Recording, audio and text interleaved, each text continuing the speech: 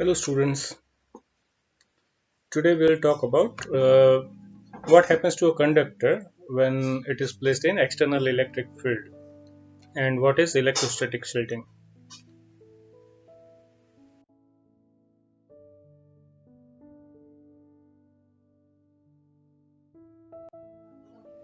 To understand today's topic, we should be knowing the following points. First of all, we should be knowing Gauss's law for electric flux, which says that flux linked with any closed surface is closed integration of electric field over the surface area, or else it can be given as the ratio of total charge enclosed by the surface to epsilon 0.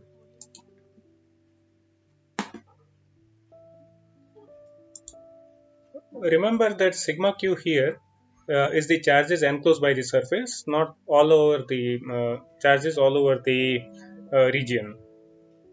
Secondly, we should be knowing that electric force on any charge can be given as F is equal to QE. To find out force, we have two formula. One is Coulomb's law, K Q1 Q2 by R square. Other one is QE.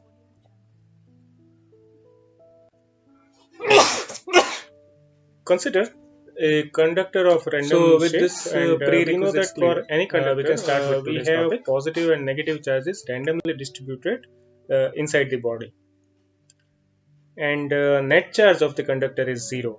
So obviously, in absence of any external force or field, this conductor is having many charges, but its electric field is zero, outside or inside. Now, what will happen if we place it in external electric field? Consider this situation. Left side we have positive charges and right side we have negative charges. And so what is the direction of electric field?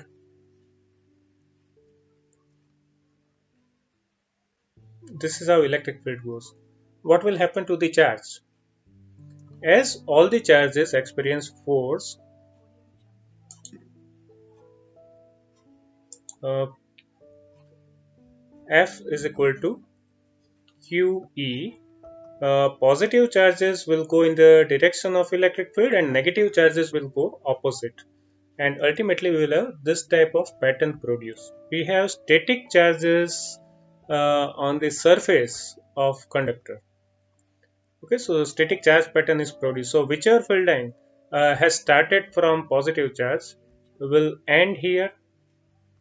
Okay, so all the field lines will end at the surface of the conductor, and what will happen on the second surface? From second surface, field lines will come out and go out like this. But if you look at the field line locally, all these field lines will be locally perpendicular to the surface. So that is what happens to field line. Earlier field lines were equidistant parallel, but once you have conductor placed in it, the field line distribution will change. Not only that, if we imagine any closed surface inside the conductor, we can see that there is no charge. See, there is no charge inside this Gaussian surface, so sigma q is 0. And if sigma q is 0, flux linked is also 0, and hence we can say that electric field inside the conductor is 0.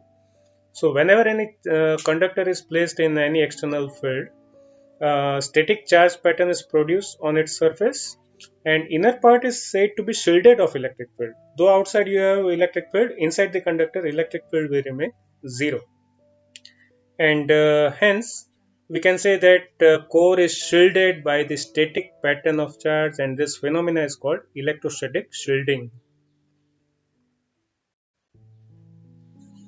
So let us conclude.